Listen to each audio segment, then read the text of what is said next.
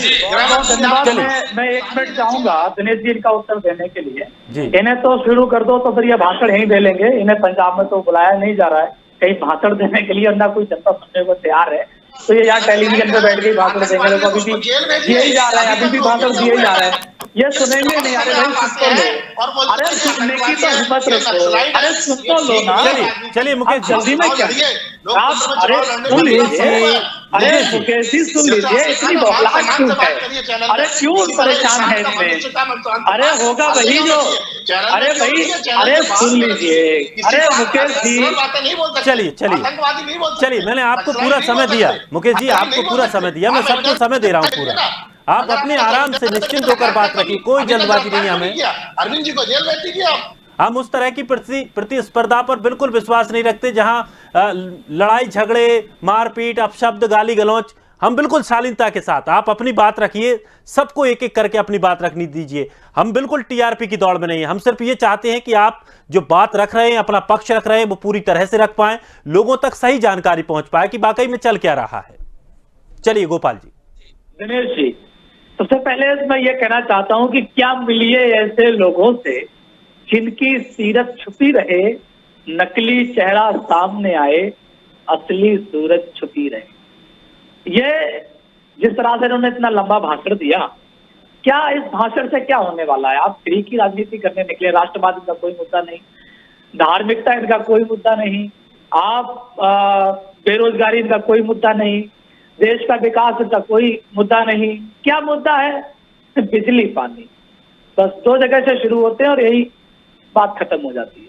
देखिए, कुमार विश्वास जी ने जिस तरह के गंभीर आरोप इन पर लगाए हैं, मुकेश जी अब सुन लीजिए आप, अब आप बीच में मत बोलिए। मूलभूत सुविधा इंसान की, हाँ ठीक है, मूलभूत सुविधाएं आपको लगती हैं, ये ठीक है, बहुत अच्छी बात, यही आपको मूलभूत लगती हैं। और भी सुविधाएं होनी चाहिए, और भी काम होने चाहिए, यही सिर्फ 2 मूलभूत आवश्यकताएं नहीं है मनुष्य की। सिर्फ अगर बिजली जब नहीं थी तो क्या मनुष्य जिंदा नहीं रहता था? आप क्या मूलभूत सुविधा बता रहे हैं आप? या फिर पानी की व्यवस्था कब नहीं थी? हमेशा थी।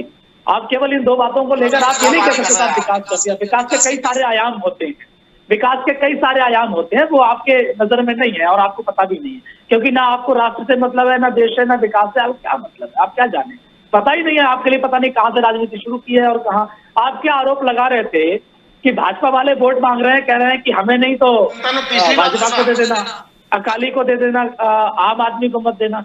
बिल्कुल, भारत का हर बच्चा वोट मांगेगा, भारत का हर बच्चा ये वोट मांगेगा कि किसी को मत दे देना, आम आदमी पार्टी को मत देना। क्यों? क्योंकि आप खालिस्तान बनाना चाहते हैं। क्यों? क्योंकि आप देश के टुकड़े करना चाहते हैं। क्यों? क्योंकि आप देश के लिए बांटना चाहते हैं। यह आपकी राजनीति, यह आपका गलत। सुन लीजिए, बिल्कुल देश का बच्चा खड़ा होगा, देश का बच्चा खड़ा होगा आपके खिलाफ। आप हिंदुस्तान को बांटना चाहते हैं, आप देश को बांटना चाहते हैं। आप देखिए बहुत बढ़ चुका हिंदुस्तान, बहुत बढ़ चुका। मुकेश जी सुन लीजिए, कान खोलकर सुन लीजिए। द्वंद्व कहाँ तक पाला जाए, युद्ध कहाँ तक टाला जाए, और तू भी है रणा का वंशज, जहाँ तक पाला जाए।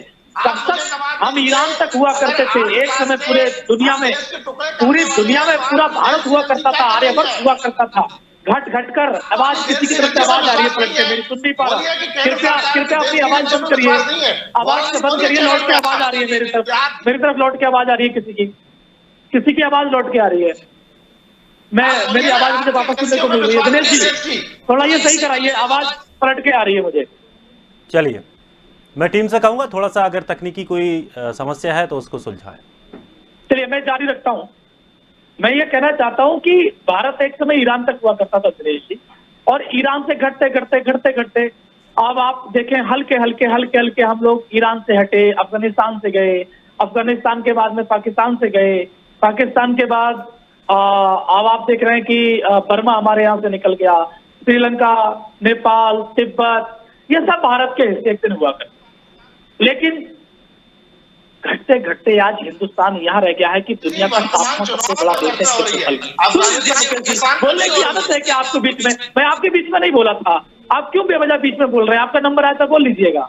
मैं जो बोल रहा हूँ मुझे तथ्यों पे बोलने दीजिए। आपके पास तो कोई तथ्य है नहीं, आप बोलेंगे किस पर? बिजली पानी शुरू होंगे, बिजली पानी खत्म। चलिए चलिए, अश्विनी जी भी बैठे हैं काफी देर से, आप व्यक्तिगत लड़ाई यहाँ पर ना करें, आपसी लड़ाई ना करें, शांति से एक एक करके सुनिए। चलिए गोपाल जी, आप जल्दी से अपनी बात पूरी कीजिए।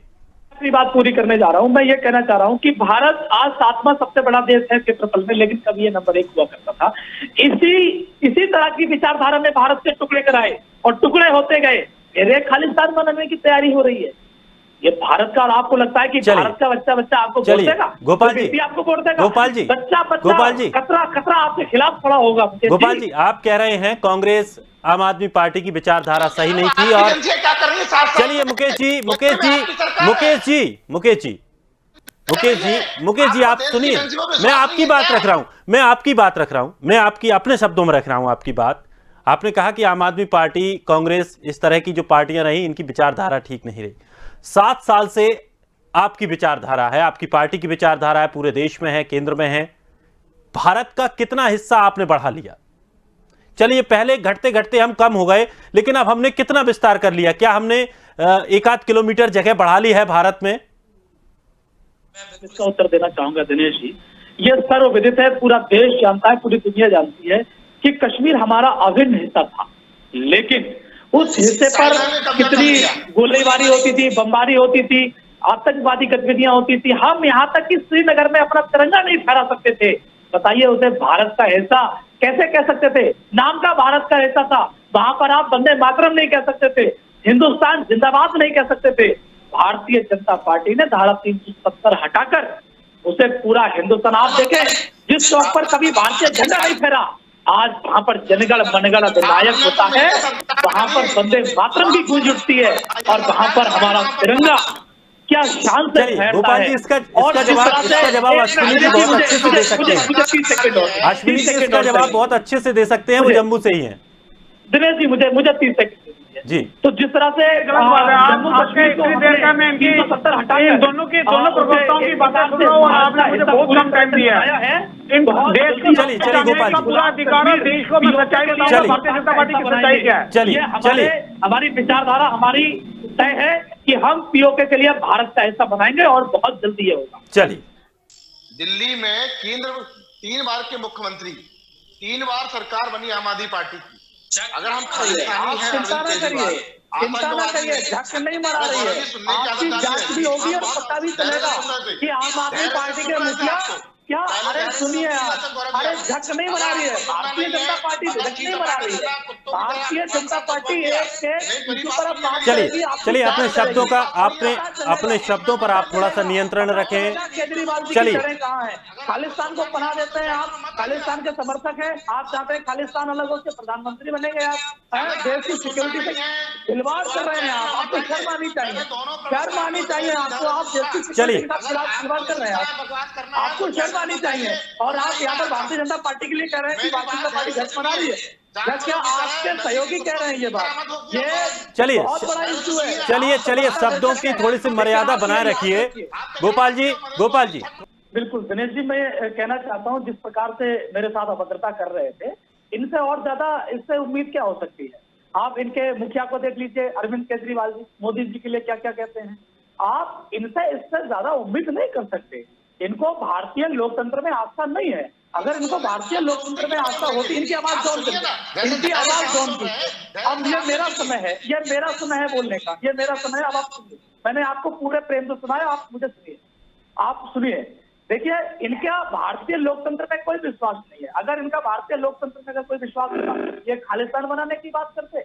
आप सोचिए, आज ये टेलीविजन पर बैठकर ये अभद्रता कर रहे हैं, आप इनका देखिए। तो मैं भी किसी पार्टी की ओर से बैठा हूं, ये भी किसी पार्टी की ओर से बैठे हैं, क्या परस्पर सम्मान करना आवश्यक नहीं? बिल्कुल सम्मान करना चाहिए, लेकिन असम्मान की जो भाषा है, ये आम आदमी पार्टी की मूल भाषा बन चुकी है, और इनका भारतीय लोकतंत्र से कोई लेना देना नहीं है। ये बस पंजाब में सरकार चाहते हैं, और इनकी सरकार बनना बहुत भयावह होगा, ये प्रदेश की जनता अच्छे से जानती है। मैं बस इतना कहना चाहता हूं कि कांग्रेस वाले और हमारी जो आपस की लड़ाइयां होती हैं, हम लोग लड़ते हैं, लेकिन एक सम्मान के साथ लड़ते हैं, और सम्मान के साथ होना चाहिए। ये राजनीति के लिए बिल्कुल ठीक नहीं है कि आप गलत भाषा का प्रयोग करें या फिर देश तोड़ने की बात करें। ये देश तोड़ने की भाषा आप सुधारिए, आम आदमी पार्टी को समझाने का काम करिए। ये नहीं, आप सुनिए, आप उन्हें समझाइए, आप केजरीवाल जी के खिलाफ लीजिए, उन्हें समझाने की आवश्यकता है। वो देश से टुकड़े करना चाहते हैं, वो देश को तोड़ना चाहते हैं। ये देश, ये एक बात सुन लीजिए, देश है तभी राजनीति कर पा रहे हो, ये देश है तभी आप चुनाव लड़ पा रहे हो। ये हिंदुस्तान है जहां आप राजनीति के लिए यहाँ टेलीविजन पे बैठ के बड़ी बड़ी डींगे हाँक सकते हैं, लेकिन दिल्ली का क्या हाल है ये सब जानते हैं। फ्री के पे आप राजनीति करते हैं और देश तोड़ने की बात करते हैं। शर्म आनी चाहिए, डूब पड़े आम आदमी पार्टी के मुखिया हो या प्रवक्ता हो या उनके नेता हो। और एक भी प्रवक्ता ने मजाल किया है, एक प्रवक्ता ने खड़े होकर इस बात की निंदा की हो। माँ बाप को मिलने नहीं दी ऐसी सरकार। सुनिए, कुमार विश्वास ने जो कहा है, उसका जवाब देने की हिम्मत है आपको? चलिए गोपाल जी, मुकेश जी, चलिए अश्विनी जी बताइए, अरविंद केजरीवाल कहाँ छुप गए हैं, क्यों नहीं निकल के आ रहे हैं? चलिए गोपाल जी बोले सामने आकर। चलिए अश्विनी, वही चाहते थे कि दोबारा भी मुख्यमंत्री बने, उत्तर इनके पास है ही नहीं। मैंने कहा कि उनका स्वास्थ्य ठीक न होने की वजह से कांग्रेस, इनके पास कोई उत्तर नहीं है इसका। ये क्या उत्तर देंगे? जो उड़ता पंजाब की स्थिति सुधारने की कोशिश की अमरिंदर जी ने, तो इस बात से कांग्रेस के नेताओं के जितने नेता थे उनके पेट में दर्द होने लगा। गोपाल जी, मैं आपको बता देता हूँ, आप तो ये तो मान रहे हैं ना कि कांग्रेस ने पंजाब के अंदर जो है वो नशा खत्म किया है, तो खत्म नहीं किया है। चन्नी जी ने आकर ये हाल कर दिया है, पंजाब का वो हाल कर दिया है। बहुत कोशिश की, जो लड़ा उसको आपने बाहर कर दिया, जो लड़ा, और पता नहीं किसके आपने हीरा खो दिया, आपने अश्विनी जी हीरा खो दिया, सिद्धू के चक्कर में हीरा खो दिया। सुनिए, आपने ये माना ना कि पंजाब के अंदर जो है वो नशा खत्म कर दिया था कैप्टन साहब ने? कर नहीं दिया था मैंने, आपने मेरा पूरा स्टेटमेंट नहीं सुना आपने। आप तो बस बहुत जल्दी खुश होने लगते हैं। 4 साल से बहुत अच्छा अमरिंदर जी ने काम किया पंजाब के अंदर, कहीं खुशी की कोई खबर मिलती नहीं है, उसको डबल कर दिया, तो डबल इंजन खुश हो जाते हैं। ये तो आपके पास में ना कोई नेता है, आपके पास में ना कोई इसका उत्तर है कि आपने अमरिंदर सिंह जी के लिए क्यों हटाया। असल में उनके जो काम को करने की कोशिश कर रहे थे वो आपके खिलाफ जा रहा था। आपकी केंद्र सरकार तो उत्तराखंड में 3 महीने के बाद मुख्यमंत्री चेंज कर देती है, उसकी वजह क्या है कि आपके प्रधानमंत्री? बताइए, उत्तर प्रदेश के मुख्यमंत्री देखिए, पूरे 5 साल हो गए, फिर से 5 साल बनने की तैयारी है। आप मध्य प्रदेश में देख लीजिए, आप प्रदेश में देख लीजिए, आप क्या एक प्रदेश की बात लेकर आ जाते हैं। अब मैं आपका बता रहा हूँ, आप पंजाब का आपके पास नहीं है, आपकी सरकारी जब कहीं पर नहीं है तो आप क्या बदलोगे? आप बदलोगे क्या जब आपके पास सरकारें नहीं है? हमारे पास सरकारें हैं तो बदल रहे हैं। आपके पास देश में सिर्फ 6 जगह सरकारें बची हैं, उसमें से 3 जगह भी चले जाएंगी। अब आपके पास देश में सिर्फ 3 जगह सरकारें बनेंगी। क्या सरकारें आपके पास बचती हैं? सरकारें आपके पास हैं? बताओ कितने प्रदेशों में सरकारें हैं? ना सरकार है, ना कैंडिडेट है, ना कार्यकर्ता है, ना कोई चुनाव जीतने का विजन है। चलिए गोपाल जी, अश्विनी जी, गोपाल जी